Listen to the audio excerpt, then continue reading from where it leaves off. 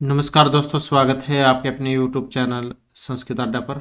दोस्तों, आज की जो वीडियो है इसमें हम करने वाले हैं आपके टीजीटी पीजीटी 2024 में होने वाले एग्जामों के लिए महत्वपूर्ण क्वेश्चन को। और ये जो क्वेश्चन है आपके सभी जो एग्जाम हैं उनके लिए महत्वपूर्ण रहेंगे, चाहे इसमें आपका DT+B वाला एग्जाम है या फिर जो यूटी चंडीगढ़ वाला एग्जाम या किसी अन्य राज्य में कोई अन्य एग्जाम है।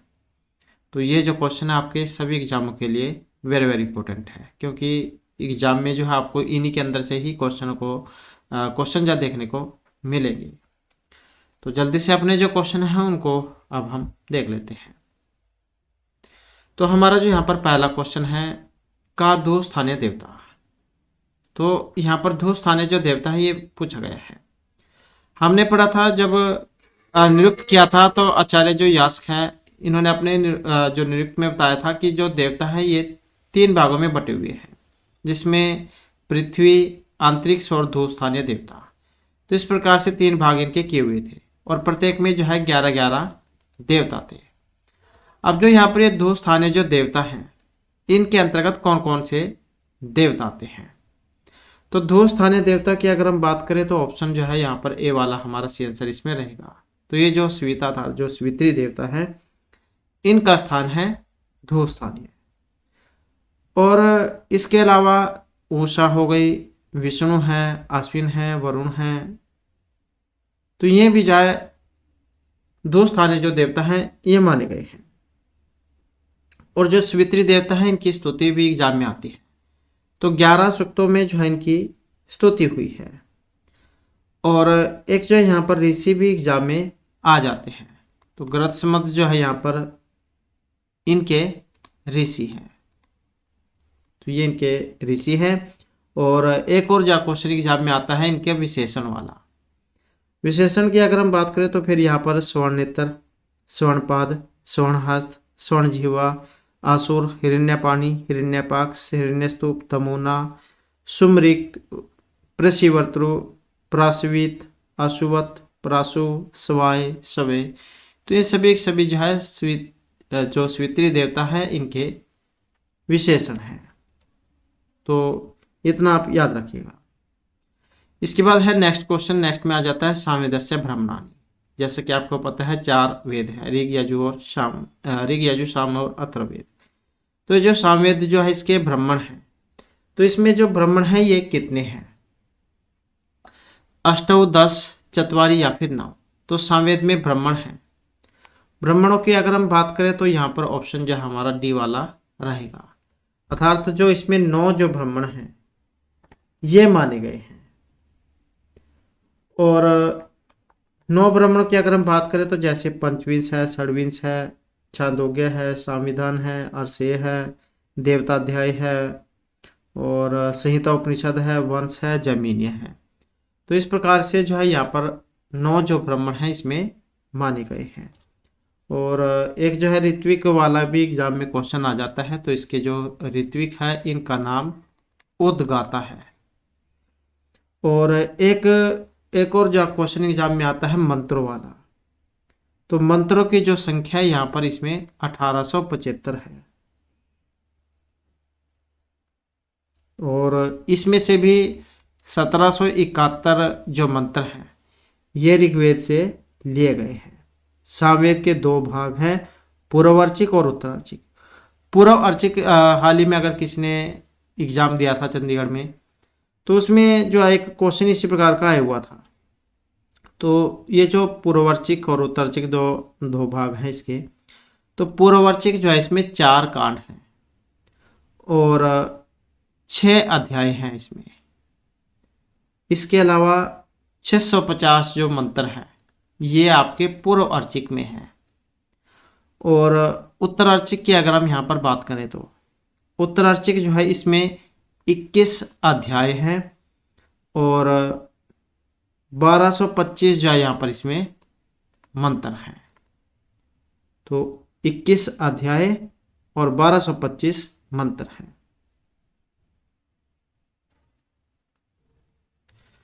नेक्स्ट आ जाता है क्वेश्चन हमारा मैत्राणी संहिता कस्य वेदस्य। मैत्राणी संहिता ये किस वेद की है? ऋग, यजु, साम या फिर अथर्ववेद की मैत्राणी संहिता। मैत्रायणी संहिता की अगर हम बात करें तो ऑप्शन जा रहेगा बी वाला। तो किसकी है ये? यजुर्वेद जो है इसमें आती है मैत्रायणी संहिता।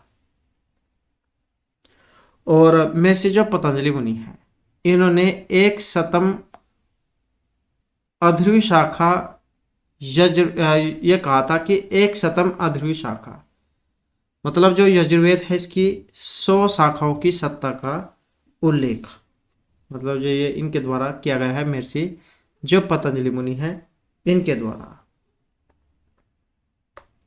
तो ये आप याद रखिएगा। इसके बाद है नेक्स्ट क्वेश्चन हमारा। नेक्स्ट में आ जाता है छांदोग्य उपनिषद। ये किस वेद का है? साम, ऋग या अथर्व या फिर यजुर्वेद का? छांदोग्य उपनिषद की अगर हम बात करें तो ऑप्शन रहेगा ए वाला। तो ये जो आपका सामवेद जो है इसका है। और सामवेद जो है इसी का दूसरा नाम, इसी का ही दूसरा उपनिषद है केन उपनिषद। केन उपनिषद जो है इसमें 4 खंड है। और यहाँ पर अगर हम उपनिषदों की बात करें तो 2 उपनिषद हैं इसमें, केन उपनिषद और छांदोग्य उपनिषद। तो ये 2 उपनिषद हैं सामवेद में। शाखाओं की बात करें तो कौथमी शाखा, राणारण्य और जैमिनीय शाखा है। अरण्यकों की बात करें तो तवलकार अरण्यक और छांदोग्य अरण्यक है। इसके बाद है विश्वामित्र नदी संवाद कस्मिन् मंडले वर्तते? दशम, अष्टम, तृतीय या षष्ठम मंडले? विश्वामित्र नदी संवाद किस मंडल में है? और इसमें जो है ऑप्शन रहेगा सी वाला। तो 3, 33। तो ऋग्वेद का तीसरे मंडल का 33वां सूक्त है ये। और कई बार जो एग्जाम को कठिन बनाने के लिए मंत्र भी पूछ लिए जाते हैं। तो 13 जो है यहाँ पर इसमें मंत्र हैं। इसमें विश्वामित्र के द्वारा स्तुति और विपाट इन नदियों से रास्ता देने के लिए प्रार्थना की गई थी।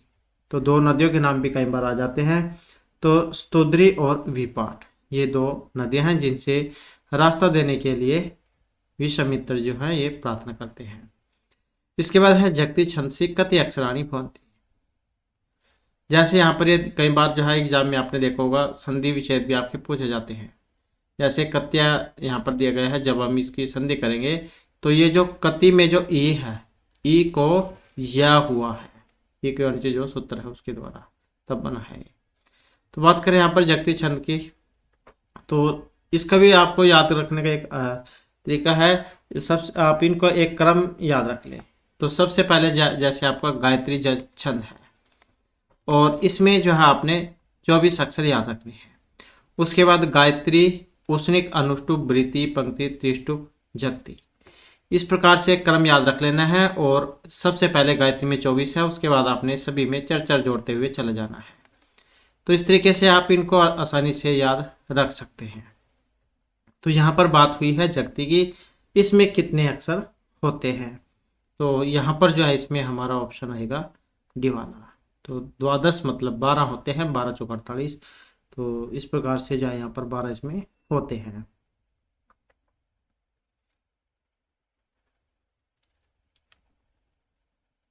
इसके बाद है नेक्स्ट में आ जाता है कति भाव विकार, पंच, सप्त, नव या फिर 60। तो भाव विकार जो है ये कितने हैं? भाव विकारों की अगर हम बात करें तो ऑप्शन जो डी वाला यहाँ पर रहेगा। तो इसमें भाव विकार जो है 6 होते हैं। आचार्य जो यास्क है इन्होंने अपने निरुक्त में भाव विकारों के बारे में बताया था। तो एग्जाम में ये भी बहुत ज़्यादा पूछा जाता है, वेरी वेरी इंपॉर्टेंट क्वेश्चन है। तो कौन कौन से हैं? जायते, अस्ति, विपरिणमते, वर्धते, अपक्षीयते, विनश्यति। तो इस प्रकार से ये 6 हैं। जायते, अस्ति, विपरिणमते, वर्धते, अपक्षीयते, विनश्यति। नेक्स्ट आ जाता है हमारा बाष्कल संहिता। तो ये जो बाष्कल संहिता जो है ये शुक्ल यजुर्वेद, सामवेद, ऋग्वेद या कृष्ण यजुर्वेद कौन सी की है? बाष्कल संहिता।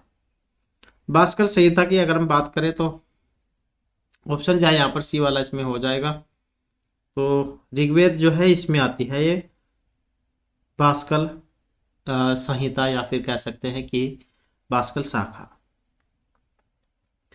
शाखाओं की अगर हम बात करें ऋग्वेद में तो इसमें जो है 21 शाखाएं थी सबसे पहले।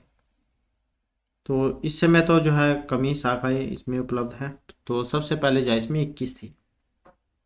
साकल, बाष्कल, आश्वलायन, शाखायन, मंडूकायनी। तो ये शाखाएं हैं इस समय इसमें। तो इस समय जो है 5 ही है इसमें उपलब्ध। शुरू शुरू में जो है पहले 21 थी इसमें। नेक्स्ट आ जाता है संहिता अध्ययन अनंतरम का पाठ भी देते हैं। संहिता जो है उसके बाद में पाठ होता है। क्रम, जटा, पद या घन पाठ कौन सा होता है? तो संहिता जो है इसके अध्ययन के बाद में, तो इसमें जो है ऑप्शन रहेगा बी वाला। तो पद पाठ जो है इसमें होता है। और पाठों की भी अगर हम बात करें तो है वेद में जो है 5 जो मुख्य पाठ बताए गए हैं। और जिसमें संहिता पाठ, पद पाठ, क्रम पाठ, जटा पाठ और गण पाठ ये आ जाते हैं। और वैदिक सूक्त संग्रह जो उसके अनुसार जो सूक्त के मंत्र हैं उनको संहिता पाठ कहा जाता है। और उन सूक्त या मंत्रों का पद निर्वचन ही पद पाठ कहलाता है। और पद पाठ में उदात, अनुदात और जो स्वरित चिन्हों का जो ध्यान रखा जाता है। इसके बाद है नेक्स्ट हमारा। नेक्स्ट में आ जाता है वेदस्य नासिक त्वनोपमेते। ये है वेद के जो 6 अंग होते हैं। शिक्षा, कल्प, व्याकरण, ज्योतिष और छंद। तो ये जो नासिका जो है इससे उत्पत्ति बतानी है। निरुक्तम, शिक्षा, छंद या कल्प। और इसमें जो है ऑप्शन रहेगा सी वाला। तो नासिका जो है इसकी उत्पत्ति शिक्षा से है। शिक्षा घ्राणम तो वेदस्य, आपने इस प्रकार पढ़ा होगा। घ्राण मतलब नासिका जो है इसको शिक्षा से। छंद है पादव तो वेदस्य, पैरों को छंद से। कल्प है तो हस्तव, कल्प को हाथ से। और निरुक्त जो है उसको स्रोत्र अर्थात कर्ण से उत्पन्न हुआ माना गया है। इसके बाद है नेक्स्ट हमारा। नेक्स्ट में है याज्ञवल्क्य मैत्री संवाद प्राप्त थे। याज्ञवल्क्य और मैत्री संवाद यह हमें प्राप्त होता है। बृहदारण्यक, छांदोग्य, जाबाली, ऐतरेय। तो मतलब कौन से उपनिषद से हमें प्राप्त होता है? और इसमें देखें तो ऑप्शन जो है ये वाला यहाँ पर रहेगा। तो कौन सा है? बृहदारण्यक उपनिषद है।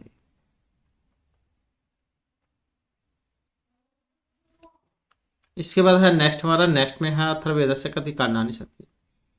जो अथर्ववेद है इसमें कितने कांड हैं? तो ये भी कई बार आता है कि अथर्ववेद किसमें है।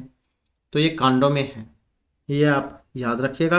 और कांडों की जो संख्या है इनमें कितनी है? तो ऑप्शन हो जाएगा बी वाला। तो कांडों की जो संख्या यहाँ पर 20 है। सूक्त कितने हैं इसमें? 730 है। मंत्र कितने हैं? तो मंत्रों की जो संख्या है यहाँ पर इसमें 6000 है। और अथर्वा जो ऋषि थे उनके नाम पर था, ये इनका नाम पड़ा था अथर्ववेद। और इसलिए इनको अश्विनी संवेद, ब्रह्मवेद, वैश्यवेद, छंदवेद, वहीवेद इन नामों से जाना जाता है। इसके बाद है नेक्स्ट हमारा। नेक्स्ट में आ जाता है निष्प्रकारकम ज्ञानम, स्मृति या अनुमिति ही प्रत्यभिज्ञा या निर्विकल्पकम। तो निष्प्रकारकम ज्ञानम। और इसमें जो हमारा यहाँ पर सी आंसर है ऑप्शन रहेगा डी वाला। तो कौन सा है? ये निर्विकल्पकम है। निर्विकल्पक जो ज्ञान है इसको निष्प्रकार ज्ञान कहा गया है। ज्ञान जाए 2 प्रकार का है। कौन कौन सा? निर्विकल्पक और सविकल्पक। इसके बाद आ जाता है उपमान प्रमाण का क्वेश्चन। उपमानम प्रमाणम किम। उपमान प्रमाण क्या है? तो ये इंद्रियम व्याप्ति ज्ञानम, शक्ति ज्ञानम या सादृश्य ज्ञानम। उपमान प्रमाण, उपमान का क्वेश्चन आपने पढ़ा होगा। नहीं पढ़ा है तो ये हमारे द्वारा पहले जो है विस्तार पूर्वक कराया गया था। पुराने वाली जो वीडियो है उसमें आपको ये वाले मिल जाएंगे। तो यहाँ पर जो ऑप्शन रहेगा सी वाला, सदृश्य ज्ञानम उपमानम। सदृश्य ज्ञान को ही उपमान प्रमाण कहते हैं। उपमान प्रमाण की सामान्य परिभाषा की अगर हम बात करें, जैसे किसी अज्ञात वस्तु को किसी ज्ञात वस्तु की समानता के आधार पर किसी नाम से जानना ही उपमान है। या कह सकते हैं कि आपने जैसे नील गाय हैं, या जैसे आपने गाय देखी है और कोई आपसे कहे कि जैसी गाय होती है ऐसी ही नील गाय होती है, तो यही जो उपमान प्रमाण में आ जाता है। और प्रमाण जो है 4 है। प्रत्यक्ष अनुमान, उपमान और शब्द प्रमाण। नेक्स्ट है सर्वशक्ति उत्तर न्याय मत है। जातो व्यक्तो आकृति या जातिकृत विशिष्ट व्यक्तो हो। तो यहाँ पर जो इसमें हमारा सी आंसर है ऑप्शन रहेगा डी वाला। तो जाति आकृति विशिष्ट व्यक्तो मतलब जो न्याय है, न्यायिकों के मत में सर्वशक्ति जाति में, आकृति में, व्यक्ति में, विशिष्ट में सन्निहित रहती है और शब्द में निहित शक्ति को सर्वशक्ति कहा जाता है और सर्वशक्ति को ही शब्द वृत्ति भी कहते हैं। और ये तीन होती है अभिधा, लक्षण और व्यंजना। नेक्स्ट है वेदांत मते कतिविधम शरीरम, द्वि त्रि एक या चतुर्विधम।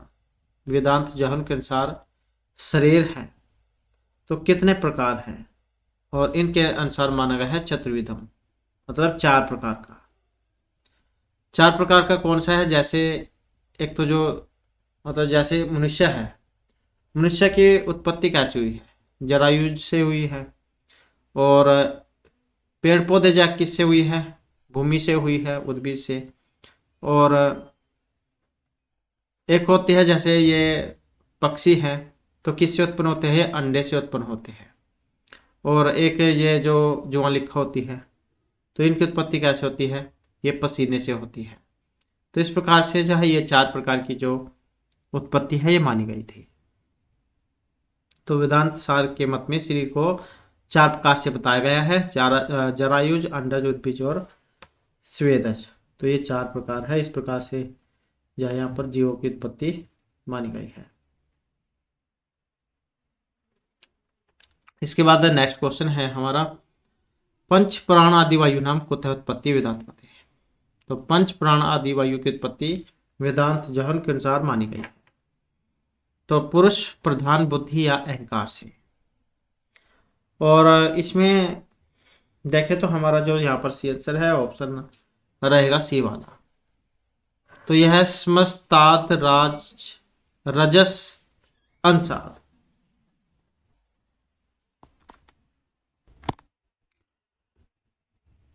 और जैसे गुण है, गुण कितने हैं, तीन हैं, सत्व, रज और तमो। तो वेदांत सार जो है इनके मत में पंच प्राणवायु की जो उत्पत्ति है ये समस्त राज जो अंश है इनसे हुई है, रजस अंश से। अब यहाँ पर एक ये आया है पंचवायु वाला, ये भी एग्जाम में आती है। पंचवायु कितनी है, मतलब 5 है ये। और कौन कौन सी होती है पंचवायु, प्राण, अपान, व्यानुदान, समान। तो ये 5 होती है। इसके बाद है सांख्य मते मध्यस्थम कस्य स्वरूप, पुरुषस्य प्रधानस्य बुद्धि या अहंकारस्य। और इसमें जो यहाँ पर हमारा सी आंसर है ऑप्शन रहेगा ये वाला। तो किसका है, ये पुरुषस्य, पुरुष का है। मतलब सांख्य मत जो है उनके अनुसार मध्यस्थ जो है पुरुष का स्वरूप है। आपने पढ़ा होगा पुरुष जो है न तो प्रकृति है और न ही विकृति है, न प्रकृति विकृति इति पुरुष है। नेक्स्ट आ जाता है संख्य मते कार्य कारण सिद्धांत का आरंभवाद, परिणामवाद है, समधातवाद है या विवर्तवाद है। और इसमें जो हमारा यहाँ पर आंसर है ऑप्शन रहेगा बी वाला। तो कौन सा है, यहाँ पर परिमाणवाद जो है इसको माना गया है। संख्या शास्त्र किनका है, कपिल मुनि जी उनका है संख्या शास्त्र, संख्या दर्शन ईश्वर कृष्ण की संख्या कारिका है। तो ये जो संख्या शास्त्र जो है ये एक यथार्थवादी दर्शन है और इसमें प्रकृति और पुरुष, सृष्टि के विकास क्रम और कार्यकारणवाद का विस्तृत विवरण हमें प्राप्त होता है। इसके बाद है कैवल्यम सांख्य मते कद्विदम, एक, द्वि, त्रि या बहुविधम। और इसमें जो है ऑप्शन रहेगा ए वाला। तो कैवल्य जो है यहाँ पर संख्या के अनुसार 2 प्रकार का जो है माना गया है। संख्या शास्त्र जो है इसमें विविध दुखों की अत्यंतिक निवृत्ति को ही कैवल्य माना गया है और विवेक को उसका एक भाव साधन बतलाया गया है। जबकि जो वेदांत है इसमें अद्वितीय ब्रह्म भाव की प्राप्ति को कैवल्य माना गया है और अविद्या की निरोध को इसका साधन ठहराया गया है। न्याय में दुख की अत्यंत विमुक्ति को कैवल्य या अपूर्वक कहा गया है और उसका साधन परमा आदि षोडश पदार्थों का तत्व ज्ञान बतलाया गया है। तो कैवल्य जो है संख्या के अनुसार ये 2 प्रकार का है। इसके बाद है साध्य भाव व्याप्तो हेत्वाभाषा का बाधित साधारण सत प्रतिपक्ष या विरुद्ध है। और इसमें जो यहाँ पर माना गया है ऑप्शन रहेगा डी वाला, अर्थात विरुद्ध है। अर्थात जो साध्याभाव व्याप्ति ही सत प्रतिपक्ष नामक हेत्वाभास है। तो यहाँ पर जो है इसमें ऑप्शन डी वाला हमारा हो जाएगा। नेक्स्ट है अज्ञानम किम रूपम। तो यह ज्ञान का है भाव रूपम, अभाव, भाव अभाव या अनुभव रूपम। तो इसमें जो हमारा शीर्षक है ऑप्शन रहेगा ये वाला। तो कौन सा है यहाँ पर, ये भाव रूपम है। अज्ञान को भाव रूप कहा गया है। और अज्ञान के बारे में जो विधान सार में कहा गया था, ज्ञानम तो सदसद्भ्याम निर्वचनम त्रिगुणात्मकम ज्ञान विरोधी भाव रूपम यद किंचित इति विदंत्यमग इति अध्यनुभवात्। तो ऑप्शन जा रहेगा ये वाला। इसके बाद है उपधा संज्ञा के सूत्र। उपधा संज्ञा करने वाला सूत्र है या पर निकर्ष संहिता हलो अनंतर कृत तदिस्मासश्च या अलो अंत्यात् पूर्व। तो यही जो हमारा आंसर यहाँ पर हो जाएगा। उपधा संज्ञा करने वाला सूत्र अलो अंत्यात् पूर्व उपधा। ये क्या करेगा, जो अंतिम अल है, अंतिम अल के ठीक पहले वर्ण की उपधा संज्ञा करेगा। जैसे ये राम है, राम, जब हम इसको अलग अलग करते हैं तो कैसे बनेगा, र और आ, म में क्या है, आ है। तो इस प्रकार से होगा र अ म आ। विच्छेद करने पर म की जो है उपधा संज्ञा होगी। तो ये सूत्र करेगा अलो अंत्यात् पूर्व उपधा। अंतिम अल के ठीक पहले वर्ण की उपधा संज्ञा होती है।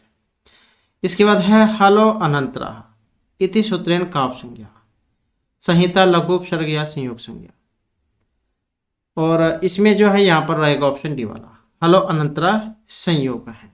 तो आपका संज्ञा प्रकरण जो है उसमें से है, वेरी वेरी इंपॉर्टेंट है संज्ञा प्रकरण। यहाँ से जो क्वेश्चन एग्जाम में जरूर आते हैं। तो हलो अनंतरा संयोग है।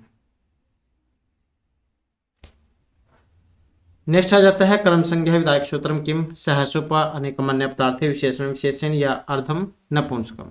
कर्मधारय समास विधायक सूत्र। कर्मधारय जो यहाँ पर सूत्र की अगर हम बात करें तो ऑप्शन जैसी वाला रहेगा, विशेषण विशेषण। तो ये वाला सूत्र है जो आपका कर्मधारय समास यहाँ पर करेगा। कर्मधारय जो समास है तत्पुरुष का ही एक भेद माना गया है।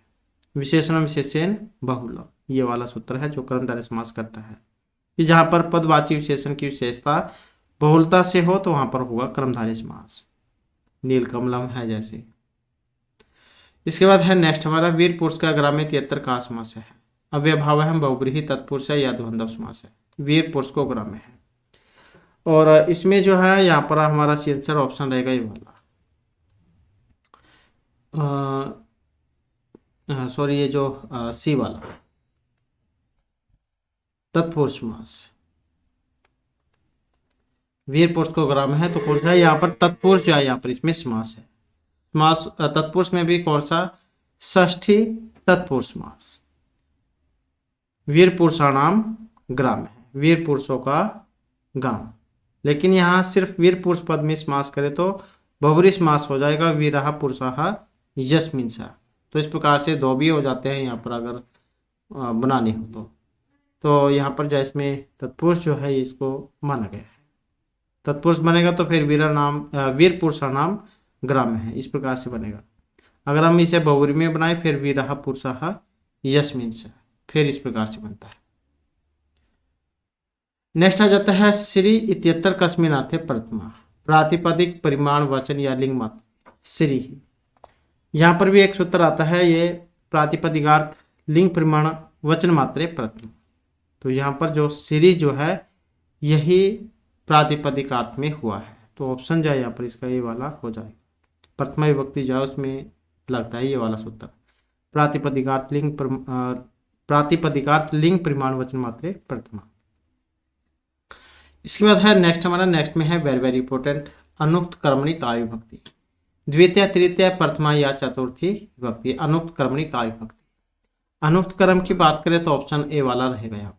तो कौन सी है, द्वितीय विभक्ति है इसमें। तो अनुक्त कर्म में तो होगी द्वितीय, ये आप याद रखिएगा। अनुक्त में द्वितीय है। अगर उक्त हो, यहाँ पर इसकी अनुक्त की जगह पर उक्त हो, फिर उक्त जो है इसमें प्रथमा रहेगी, प्रथमा। अनुक्त हो तो द्वितीय और उक्त हो तो प्रथमा विभक्ति होती है। उक्त कर्तरी प्रथमा स्यात्, अर्थात उक्त कर्ता में प्रथमा होती है। तो दोनों ही वेरी वेरी इंपॉर्टेंट है ये वाले। इसके बाद है अख्यात उपयोगी तीन की विधेयत, अपदान, संप्रदान, अधिकरण या क्रम संज्ञा। अख्यात उपयोगी वेरी वेरी इंपॉर्टेंट है ये वाला भी। अख्यात उपयोगी की अगर हम बात करें तो यहाँ पर जो है इसके योग में ऑप्शन रहेगा ये वाला। तो पंचमी जो है यहाँ पर इसमें विभक्ति होती है अपदान संज्ञा, अख्यात उपयोगी। जिससे जब नियम पूर्वक विद्या पढ़ी जाए तो उसमें होती है उपाद्यात अधीते, वेरी वेरी इंपॉर्टेंट जाए उदाहरण है। इसके बाद है स्वाहा शब्द योगे का विभक्ति है। तो यहाँ पर भी ये 2-3 हैं, नमः, स्वस्ति, स्वाहा, शब्दालम और वसठ। इन सभी के योग में चतुर्थी जो विभक्ति है तो ये होती है। नेक्स्ट आ जाता है कर्तृ कर्मणो कृति ही इति सूत्रेण किम विधीयते। चतुर्थी, पंचमी, सप्तमी या षष्ठी विभक्ति कर्तृ कर्मणो कृति ही, और ये भी जो है वेरी वेरी इंपॉर्टेंट है। कर्तृ कर्मणो कृति ही, ये 3-4 सूत्र है जो वेरी वेरी इंपॉर्टेंट है, जिसमें से एक ये भी है कर्तृ कर्मणो कृति ही, और ये षष्ठी विभक्ति जो है उसमें लगता है। कृदंत सबसे जब कर्तोर क्रम में षष्ठी विभक्ति होती है तब लगता है। शिशोः रोदनम, राजस्य प्राप्ति, राक्षसानाम गाता है। इसके बाद है नेक्स्ट, हमारा नेक्स्ट में आ जाता है आधार है कतिविध है। आधार जो है ये कितने प्रकार का होता है। आधार की बात करें तो जो है इसमें हमारा जो आंसर है ऑप्शन आएगा ये वाला। तो 3 प्रकार का होता है, औपश्लेषिक, वैशेषिक और अभिव्यापक। इसके बाद है रीतिरात्मक काव्यस्य इति कस्य मतम, रुद्रट, भामा, वामन या उद्भटस्य। रीतिरात्मक काव्यस्य या रीति जी को काव्य के आत्मा मानने वाले आचार्य जो है कौन है। तो ये जो है ऑप्शन रहेगा इसमें हमारा सी वाला। तो जो आचार्य वामन है उनको जाना जाता है रीति के लिए। तो काव्य को रीति की आत्मा ऐसे मानने वाले आचार्य वामन है। तो इनका लक्षण है ये वेरी वेरी इंपॉर्टेंट है। नेक्स्ट आ जाते हैं प्रज्ञा नव उन्मेष शालिनी प्रतिभा मता। तो इति केनुक्तम भट्ट लोलटेन, ये भट्ट लोलट हो गया यहाँ पर, भट्ट नायकेन, अभिनव गुप्तेन या मही भट्टेन। और इसमें देखें तो यहाँ पर जो हमारा आंसर है ऑप्शन आएगा बी वाला। तो ये अभिनव गुप्त है। तो इन्होंने कवि की प्रतिभा के संदर्भ में जो एक लक्षण दिया था, और कवि को नवीन बुद्धि का ज्ञान ही प्राप्ति ही उसकी प्रतिभा है। कवि को नवीन बुद्धि का ज्ञान प्राप्ति ही उसकी प्रतिभा है। नेक्स्ट है आनंदवर्धन कस्य सभा पंडित आसीत, अशोकस्य शाहजहां, असफली या अवंती वर्मना। आचार्य आनंदवर्धन है। और इसमें देखें तो यहाँ पर जो हमारा आंसर है ऑप्शन रहेगा सी वाला। तो अवंती वर्मा जो है वहाँ के सभा पंडित इनको माना गया है, और वेरी वेरी इंपॉर्टेंट क्वेश्चन है, क्योंकि इस प्रकार के क्वेश्चन जो है आप अगर इनका जीवन परिचय पढ़ें तभी जो आपको देखने को मिलेंगे, वैसे तो जो है ये देखने को नहीं मिलते हैं। आनंदवर्धन जो है काव्य शास्त्र में ध्वनि जो संप्रदाय है उसके लिए जान जाते हैं, और ध्वन्यालोक इनका ग्रंथ है, और कश्मीर के निवासी थे ये, और तत्कालीन कश्मीर नरेश अवंती वर्मा के समकालीन थे। इनका अगर आप जीवन परिचय पढ़ना चाहते हैं तो आपको पुराने वाली वीडियो में सभी जितने भी कवि हैं उनके जीवन परिचय आपको मिल जाएंगे। अगर आप पढ़ना चाहते हैं तो वहाँ पर जाकर आप उनको पढ़ सकते हैं। नेक्स्ट है कवि कुलगुरु का, माघ है, कालिदास है, अशोक घोष है या भारवी। कवि कुलगुरु, और इसमें देखें तो ऑप्शन रहेगा बी वाला। तो ये है महर्षि कालिदास। इसके बाद है लोचनम कस्य ग्रंथस्य व्याख्यानम अस्ति, नाट्यशास्त्रस्य, काव्यादर्शस्य, ध्वन्यालोकस्य या काव्य अलंकारस्य।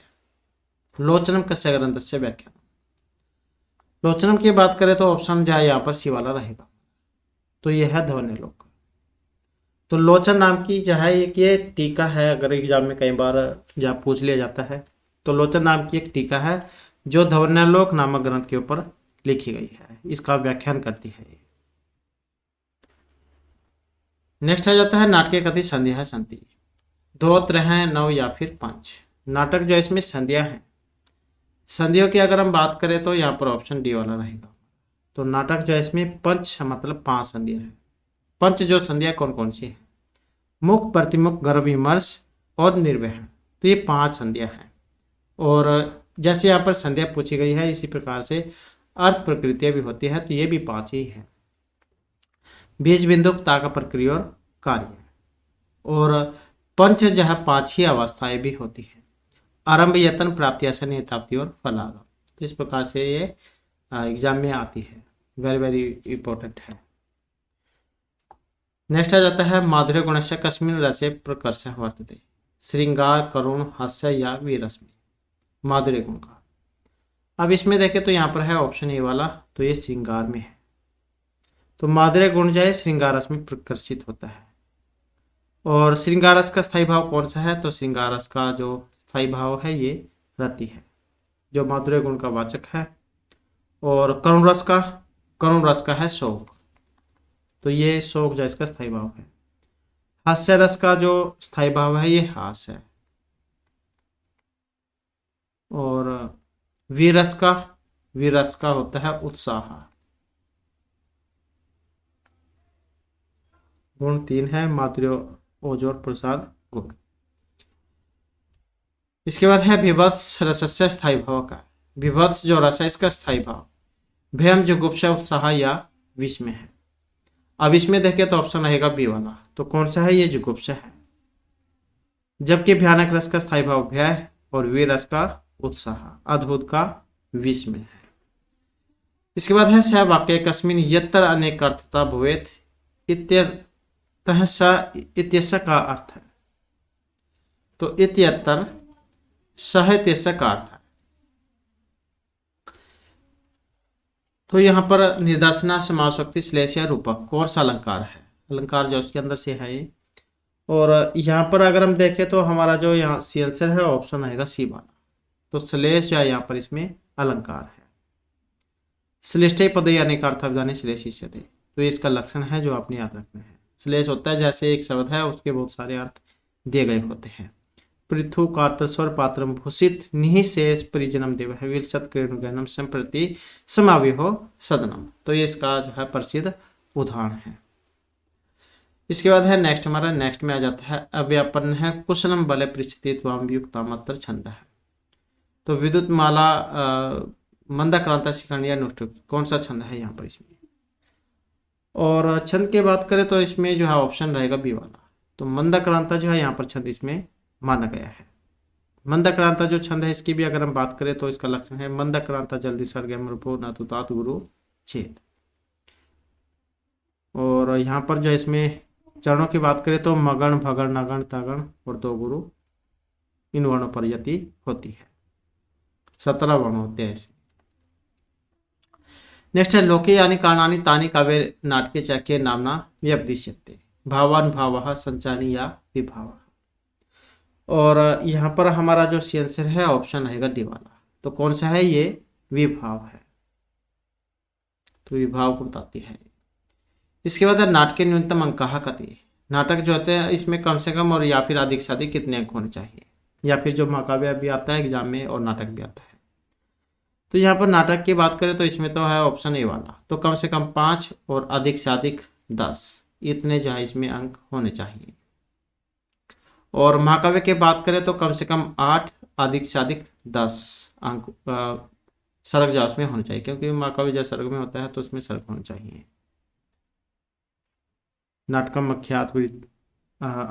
अख्यात विदितम स्यात् पंच संदेशमन्वितम विंशत आदि गुण युक्तम नाना विभूति भी। तो बस आपने इतना याद रखना है, नाटक जो इसमें कम से कम 5, अधिक से अधिक 10 अंक होने चाहिए। नेक्स्ट है सा च काव्य घटनानुकूल शब्दार्थ उपस्थिति इत्यत्र सा का। ये निपुणता है, अभ्यास है, भावना या प्रतिभा। तो क्या है?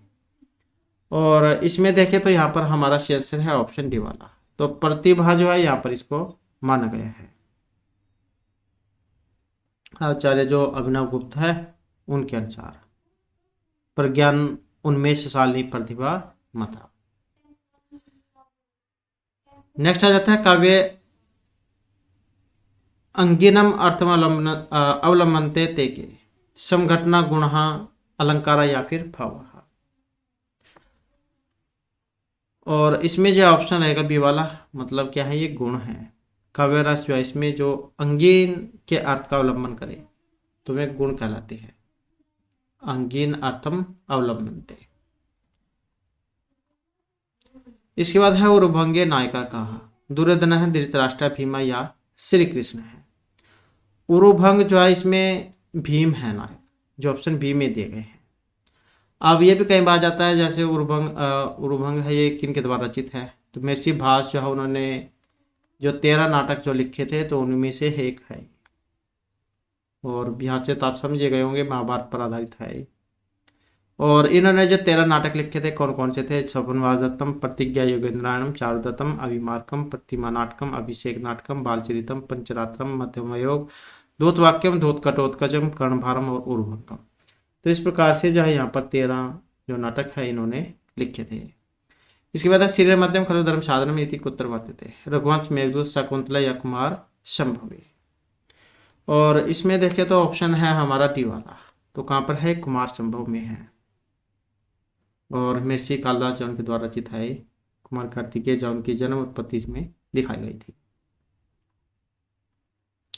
इसके बाद है कौन रस से स्थायी भाव है, तो 9 रस होते हैं। तो श्रृंगार, हास्य, करुण, रोतर, वीर, भयानक, विपद, सद्बुद्ध और शांत रस। तो इनमें जो करुण रस है इसको आप आसानी से याद रख सकते हैं। तो करुण जो रस है इसका स्थायी भाव पूछा गया यहाँ पर। और इसमें जो है ऑप्शन रहेगा सी वाला, तो शोक जो इसका स्थायी भाव है। और कपोतवान है, इसका आ जाता है कई बार एग्जाम में, कैसे करुण कैसे कपोत, ऐसे आप याद रख सकते हैं।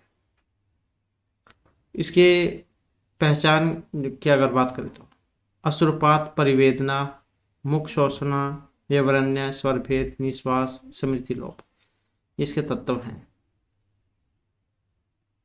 जबकि निर्वेद, ग्लानि, उत्सुकता, आवेग, मोह, ये इसके क्षण भंगुर भावनाएं हैं। नेक्स्ट आ जाता है काव्य प्रकाश से कति उल्लासा।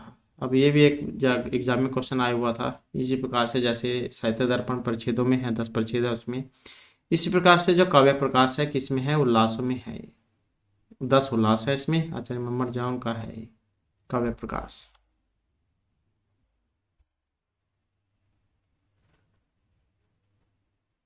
तो ऑप्शन जो है बी वाला हो जाएगा। तो इस प्रकार से जो हमारी आज की क्लास बड़ी महत्वपूर्ण क्वेश्चन थे। नेक्स्ट वीडियो इसमें आपके लिए नए जो महत्वपूर्ण क्वेश्चन हम लेकर आएंगे। और हमारे साथ अंत बनाने के लिए धन्यवाद।